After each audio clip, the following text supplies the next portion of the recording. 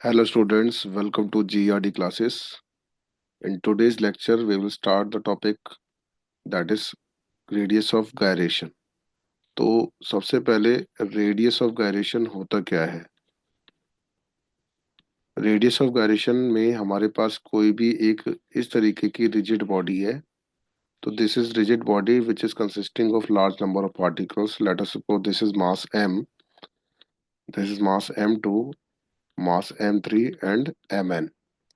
तो ये जो n नंबर ऑफ पार्टिकल से मिलकर ये एक रिजिड बॉडी बनी है. ये कैसी बॉडी है बच्चों? रिजिड बॉडी है.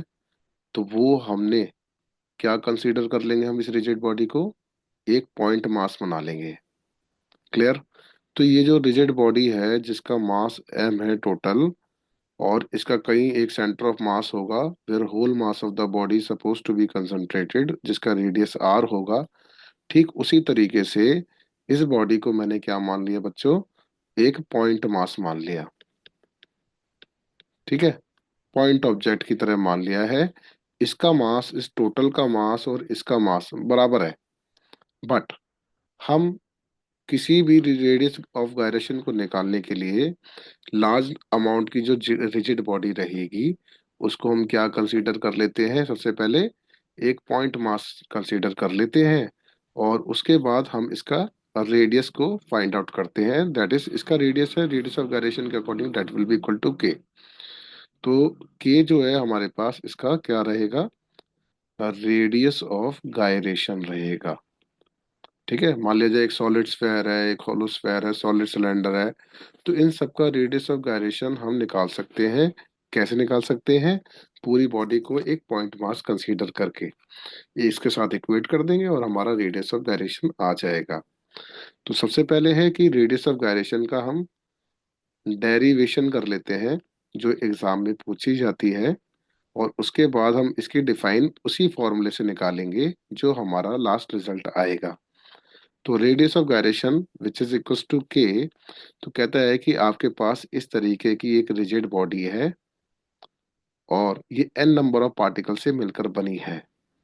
ए का मास है m1, m2, और इस तरीके से कितने पार्टिकल हैं बच्चों? mn है. अब हमने क्या करा, इसकी एक एक्सिस बना दी जिसके अराउंड ये रिवॉल्व कर रहा है. ये इसकी एक्सिस है, और यहाँ पर जो डिस्टेंस है पार्टिकल m1 का वो कुछ होगा r1, इस पार्टिकल का r2, ऐसे ही rn.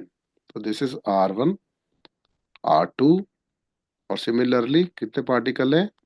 n पार्टिकल हैं, तो उसका डिस्टेंस कितना हो जाएगा बच्चों? rn तक हो जाएगा. ये इसकी एक्सिस ऑफ रोटेशन है. तो मैं यहाँ लिख देता हूँ, this is axis of rotation. Clear?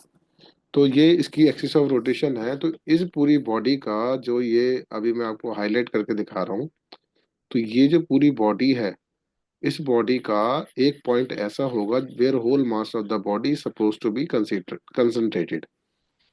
तो इस पूरी बॉडी में एक पॉइंट होगा जहां पर पूरी बॉडी का मास कंसंट्रेट है. ठीक है. तो कहता है सबसे पहले मोमेंट ऑफ इनर्शिया निकाल लो इस पूरी बॉडी का.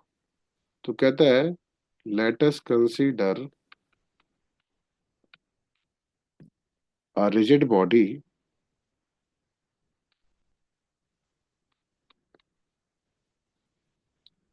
consists of n particles of mass m each.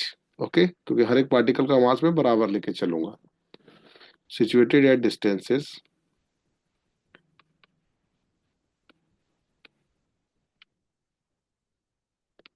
r1, r2, dash dash up to rn. तो ये जो हर पार्टिकल है m1 से लेकर mn तक, मैंने सबके मास को क्या कंसीडर करा है? m. सबका मास मैंने बराबर माना है. तो मोमेंट ऑफ इनर्शिया जो होगा MOI, this is called moment of inertia.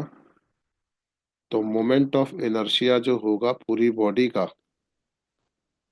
तो वो क्या बनेगा बच्चों? I बनेगा, which is equal to m1 r1 square plus m2 r2 का स्क्वायर. फिर इस तरीके से हम कहाँ तक ले जाएंगे? एम एन आर एन का स्क्वायर तक लेके चले जाएंगे। अब उन्होंने पहले ही गिवन कर रखा है हमें कि सर जो एम वन से लेकर एम एन तक है ये सब के सब क्या है बच्चों, एम की बराबर है ना। तो अब इस बार आई जो हो जाएगा, एम कॉमन निकल के आ जाएगा, R one square plus R two square plus up to कहाँ तक हो जाएगा, आर एन स्क्वायर तक हो जाएगा, है ना। तो अब ये बोलता है कि जो एम है वो कितने टाइम्स है, आपने बोला ये जो मास है वो एन टाइम्स से है और ये डिस्टेंस भी कितने बार है, एन बार है। तो मैंने मल्टीप्लाई बाय एन और डिवाइडेड बाय एन कर दिया। ऐसे करने से क्या होगा, एम मल्टीप्लाई बाय एन जो हो जाएगा वो कैपिटल एम हो जाएगा, है ना। क्योंकि एम जो है वो एन टाइम्स है जिसके which is equals to total mass को बता रहा है। तो अब जो मोमेंट ऑफ इनर्शिया का फॉर्मूला लिखा जाएगा वो एम टाइम्स आर वन का स्क्वायर प्लस आर टू का square plus dash up to N, है ना, और डिवाइडेड बाय एन हो जाएगा, है ना। इसको इक्वेशन नंबर हम वन मान लेते हैं। अगर ये इक्वेशन नंबर हमने वन लेकर कंसीडर करा है तो अब क्या होगा, अब इस पूरी रिजिड बॉडी को हम क्या मान लेंगे बच्चों, पॉइंट मास मान लेंगे। तो कहता है कि इसके बाद if K equals to radius of gyration, अगर हम के को रेडियस ऑफ गायरेशन लेकर चल रहे हैं तो बेटा मोमेंट ऑफ इनर्शिया कितना बन जाएगा, एम के स्क्वायर हो जाएगा ना। ये इक्वेशन नंबर टू हो गई हमारे पास। अब ये पूरी बॉडी का जो हमने रिजिड बॉडी थी उसका मोमेंट ऑफ इनर्शिया ये था। अब जो हमने रेडियस ऑफ गायरेशन निकाला है पॉइंट मास के लिए उसका मोमेंट ऑफ इनर्शिया ये है। अब दोनों का मोमेंट ऑफ इनर्शिया को इक्वेट कर देंगे। तो यहाँ लेफ्ट साइड पे देखेंगे, यूजिंग वन एंड टू हमने इक्वेट कर दिया है इसे। तो बच्चों एम के स्क्वायर किसके बराबर हो गया, एम टाइम्स आर वन का स्क्वायर प्लस आर टू का स्क्वायर प्लस अप टू कितने टाइम्स तक, आर एन का स्क्वायर डिवाइडेड बाय एन। ऐसे से एम की वैल्यू कट जाएगी और जो हमारे पास के आ जाएगा वो under the root of R one का स्क्वायर आर टू का स्क्वायर अप टू एन का स्क्वायर, है ना, डिवाइडेड बाय एन। तो ये जो हमारे पास फॉर्मूला निकल के आया है बच्चों ये फॉर्मूला है रेडियस ऑफ गायरेशन का। आई होप कि ये डेरिवेशन आपको क्लियर होती है।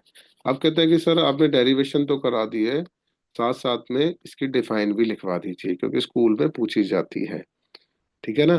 तो कहता है इट इज डिफाइंड एज, लिखेंगे सारे बच्चे साथ साथ में, it is defined as the root mean, this is called root, under root है ना, मीन मतलब इसका ये सबको ऐड करके डिवाइडेड बाय एन कर दिया। ओके। तो कहता है कि यहाँ पर क्या बनेगा, it is defined as the root mean square, root mean square of distances of its particle from the axis of rotation, from the axis of rotation. तो यही हमारा रेडियस ऑफ गायरेशन होता है, ठीक है। तो एक क्वेश्चन और आ सकता है इसमें, जैसे वाइवा में पूछा जा सकता है आपसे कि किन फैक्टर्स पे मोमेंट ऑफ इनर्शिया डिपेंड करता है, ठीक है। तो सबसे पहले है फैक्टर्स कि किन फैक्टर्स पे हमारा मोमेंट ऑफ इनर्शिया डिपेंड करेगा। तो पहला फैक्टर है बच्चों डिस्ट्रीब्यूशन ऑफ मास। तो डिस्ट्रीब्यूशन ऑफ मास पर डिपेंड करता है कि मास का डिस्ट्रीब्यूशन किस तरीके से है, और उसकी पोजीशन एंड डायरेक्शन पर भी डिपेंड करता है, ठीक है। तो कोई भी बॉडी है, लेट अस सपोज एक लट्टू है जो बच्चे एक धागे से बांध कर चलाते थे, तो उसका रेडियस ऑफ गायरेशन निकालना है तो उसकी डिस्ट्रीब्यूशन ऑफ मास किस तरीके से है। लट्टू दिखने में ऐसा होता ना, पहले बच्चे चलाते थे इस तरीके से, ये इसका अपर एंड होता था। तो ये जो डिस्ट्रीब्यूशन मास है वो इसका किस तरीके से है, पोजीशन एंड डायरेक्शन किस तरीके से घूम रहा है, ऐसे घूम रहा है या इस तरीके से घूम रहा है। तो ये है इसका फैक्टर्स। अच्छा अब एक क्वेश्चन करते हैं हम इसके बाद, एक दो क्वेश्चन तो लगाना ही पड़ेगा ना तभी तो टॉपिक क्लियर होगा। तो कहता है कि इसके बाद ये कहता है find the radius of gyration, radius of gyration निकालना है हमें of solid cylinder, sorry solid sphere. पहले हम जो क्वेश्चन कर रहे हैं वो सॉलिड स्फेयर के लिए कर रहे हैं।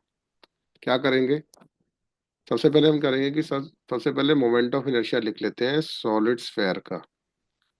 अगर हम एक सॉलिड स्फेयर का मोमेंट ऑफ इनर्शिया लिखते हैं तो बेटा वो 2/5 mr² होता है। ठीक है, और इस पूरी इक्वेशन को हम किसके साथ इक्वेट कर देंगे, हम रेडियस ऑफ गायरेशन की इक्वेशन के साथ इक्वेट कर देंगे, विच इज इक्वल्स टू, क्योंकि ये आई है, आई मतलब मोमेंट ऑफ इनर्शिया, तो मोमेंट ऑफ इनर्शिया तो 2/5 mr² लिख लिया। अब इसको रेडियस ऑफ गायरेशन के अकॉर्डिंग एम के स्क्वायर के साथ इक्वेट कर दिया जाएगा। अगर आप इतना कर पाते हैं तो बेटा मास से मास कैंसिल आउट हो जाएगा, और आपके पास केज की जो वैल्यू हो जाएगी R × 2/5। इतना सही आंसर था, बस इतना सही चीज करनी है आपको। ठीक उसी तरीके से कहता है कि find the radius of gyration